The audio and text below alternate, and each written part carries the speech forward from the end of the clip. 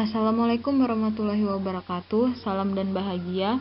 Perkenalkan, saya Ridya Olivia Solihah dari kelompok 5 dengan anggota Lita Oktaviani, Fendi Bayusti Aji, Abdul Eko Prasetyo, Ita Septiani, dan Lenia Akrima.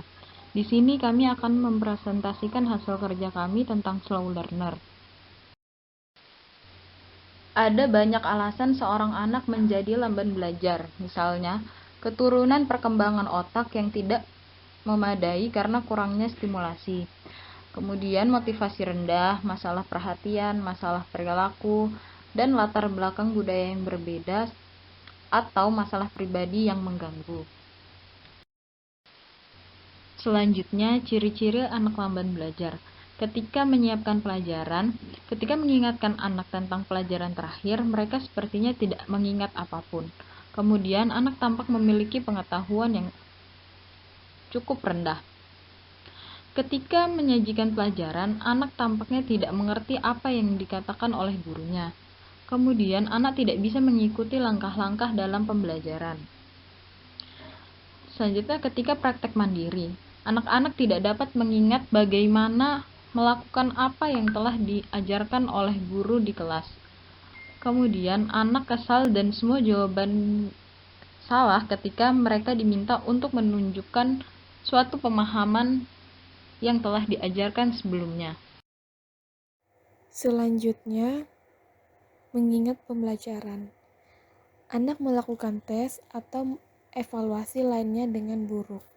Anak tidak dapat menjelaskan pembelajaran karena anak tidak dapat menghubungkan dan menerapkan pembelajaran sebelumnya dengan pembelajaran yang baru. Selama penyiapan pembelajaran, pindahkan anak ke dekat Anda sehingga Anda dapat mengawasi apa yang terjadi. Contohnya seperti selama penyiapan setelah setiap pembelajaran, anak-anak diminta untuk menyiapkan bahan-bahan pembelajaran seperti klip, jepitan. Tujuan dari itu untuk menyimpan materi-materi yang telah diberikan guru agar tersusun rapi, agar bisa dibaca kembali. Selanjutnya, menyajikan pembelajaran. Yang perlu kita perhatikan itu, yang pertama, tunjukkan poin terpenting terlebih dahulu. Untuk anak lamban belajar, poin-poin penting ini perlu disajikan dengan jelas dan ringkas tepat di awal pembelajaran. Yang kedua, ringkasan akhir pembelajaran ini juga perlu supaya anak-anak lamban belajar itu dapat mengerti apa yang dipelajari. Yang ketiga, gunakan kontak mata. Maksudnya di sini seperti kapur berwarna, spidol berwarna, dan lain-lain agar dapat menarik perhatian anak lamban belajar. Selanjutnya saya kembalikan ke moderator. Materi selanjutnya yaitu selama praktek mandiri. Selama sesi latihan, guru sering mengunjungi kelompok. Apakah ada kesulitan dalam memahami soal atau tidak? Dalam memberikan tugas, guru harus memberikan banyak waktu, karena anak yang lamban belajar tidak seperti yang lain, karena mungkin kurang bisa memahami materi. Selama mengingat pelajaran. Dalam mengingat pelajaran, anak lamban belajar memang mengalami kesulitan, karena membutuhkan pemahaman yang lama pula. Maka dari itu, ada hal yang dapat dilakukan. Pertama, tempatnya harus tenang agar bisa konsentrasi. Kedua, menyampaikan materi secara berulang-ulang. Ketiga, guru bisa memancing ingatan siswa dengan bahan gambar. Selanjutnya yaitu perencanaan menyiapkan pelajaran. Saat Anda menyiapkan pelajaran, nyatakan perubahan yang ingin Anda lihat pada anak lamban belajar. Maksudnya yaitu, misal, dalam pembelajaran minggu lalu, siswa diberikan materi tentang peduli lingkungan. Lalu pada pembelajaran hari ini, guru berharap siswa dapat mencontohkan bagaimana bentuk peduli lingkungan itu seperti apa. Lalu ada rencanakan pertanyaan yang akan mengingat siswa tentang basis pengetahuan yang dibutuhkan. Misal memberikan pertanyaan, jika kita membuang sampah-sampah di sungai, boleh apa tidak? Jadi, siswa dapat mengingat bahwa kita harus peduli terhadap lingkungan agar lingkungan kita bersih. Lalu, rencanakan untuk melakukan pemeriksaan pada berbagai keterampilan yang dibutuhkan untuk pelajaran. Misal, guru dapat mencontohkan secara langsung bagaimana merawat tumbuhan. Lalu, rencanakan untuk menulis pada bagian atau papan tulis poin-poin kerangka pelajaran. Misal, guru memberikan susunan kerangka materi yang akan dibahas hari ini. Contohnya yaitu peta konsep. Perencanaan menyajikan pelajaran. Rencanakan untuk menyajikan informasi berdasarkan nama kategori terlebih dahulu, kemudian contoh spesifik. Rencanakan pelajaran dalam urutan yang teratur. Sajikan pelajaran dengan setidaknya satu aktivitas gerakan. Pastikan itu multisional. Misalnya, anak meletakkan tangan di atas mulut karena diam. Jangan memilih item yang paling menarik untuk memulai. Ini akan membingungkan. Pelajar lambat. Pelajar lambat tidak dapat menangani reorganisasi urutan waktu. Itu memperumit mempelajari poin utama pelajaran tersebut. Merencanakan praktek independen. Rencanakan latihan dalam dua bagian. 1. Bagian kerangka dasar. Dan 2. Bagian yang lebih elaboratif. Anak lambat belajar harus menyelesaikan hanya bagian dasar dengan benar. Mereka selalu dapat mencoba bagian elaboratif, tetapi bagian dasarnya sangat penting. Ini harus jelas dan singkat. Mungkin ini adalah inti dari pelajaran tersebut. Latihan harus tepat dalam bentuk tes tersebut. Baik, terima kasih atas kesempatannya. Di sini saya akan melanjutkan materi dari teman saya, yaitu perencanaan mengingat pelajaran. Untuk anak yang lamban belajar, salah satu caranya adalah dengan memberikan lebih banyak waktu untuk mereka mempelajari materi. Sedangkan cara yang lain adalah dengan membatasi jumlah materi yang akan dipelajari.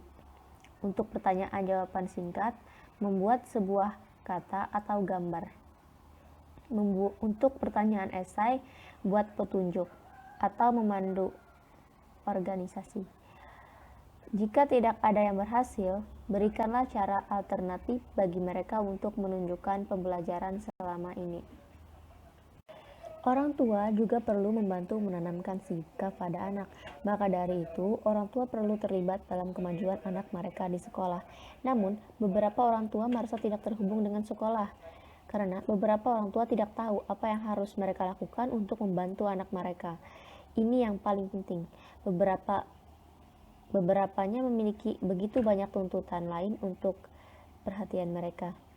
Misalnya, orang tua terlalu sibuk dalam bekerja sampai tidak memperhatikan bahwa anak tersebut bisa atau tidak lihat di sekolah. Kemudian, kegiatan sosial masyarakat yang melibatkan orang tua dan guru, membawa orang tua ke lingkungan sekolah dan membantu mereka merasa lebih terhubung dengan sekolah. Seperti kegiatan kerajinan yang dilakukan oleh orang tua dan anak bersama-sama. Juga bisa mengadakan pameran sekolah adalah berbagai contohnya juga. Apapun yang dilakukan orang dewasa di sekolah bersama dengan guru dan anak-anak itu akan berdampak positif bagi si anak. Saat memulai dengan rencana untuk mengajarkan anak yang lamban belajar, yang terbaik adalah dengan memulai satu anak. Jika kita bekerja dengan 5 anak yang lamban belajar atau mengajarkan kelima anak yang lamban belajar, maka kita akan merasa sulit untuk memahami kelimanya. Begitu juga jika kita masuk dalam melacak, percaya atau tidak. Itu akan menjadi sangat susah. Bekerjalah dengan anak yang memiliki kemungkinan perbaikan yang paling besar. Anda akan mendapatkan hasil, dan ini akan memberikan Anda sebuah keyakinan bahwa apa yang telah Anda usahakan sepadan dengan apa yang Anda lakukan. Yang selanjutnya adalah tracking atau pelacakan. Bagi guru dan anak akan mendapatkan manfaat dari presentasi ulang grafis dari kemajuan yang dibuat. Kemudian seiring dengan kemajuan anak, ada garis yang akan naik pada grafik dan menunjukkan bahwa dia memahami kemajuan yang sedang dibuat, lalu membuat catatan mingguan.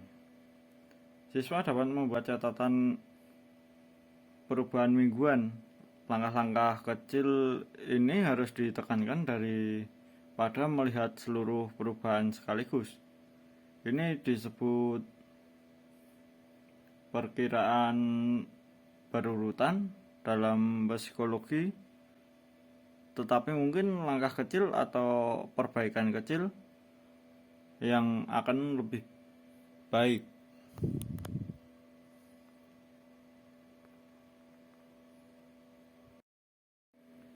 Yang selanjutnya, membuat buku harian. Penting untuk menyimpan catatan harian tentang informasi kinerja fokus anak. Misalnya, buatlah sebuah bagan kecil, lalu perhatikan kapan anak pertama kali berhenti mengikuti pelajaran. Nah, untuk anak yang lambat belajar, Anda memiliki beberapa menit untuk mengajarkan inti pelajaran kepada siswa tersebut. Cari pola jika semuanya tidak berjalan sesuai rencana. Jika segala sesuatu tidak berjalan seperti yang diharapkan, cari tahu apa yang terjadi selama tidak ada kemajuan atau ketika contoh pola negatif terjadi. Seringkali Anda dapat mendeteksi beberapa hubungan. Idealnya Anda dapat mengubah situasi yang mengganggu. Tes atau bentuk penilaiannya intinya untuk kemajuan tentu saja dari hasil tes. Kekhawatiran kita semua adalah menyesuaikan penilaian dengan kebutuhan dan gaya anak. Masalah adaptasi ini membutuhkan beberapa diskusi dan kerja. Sekian dari saya. Terima kasih.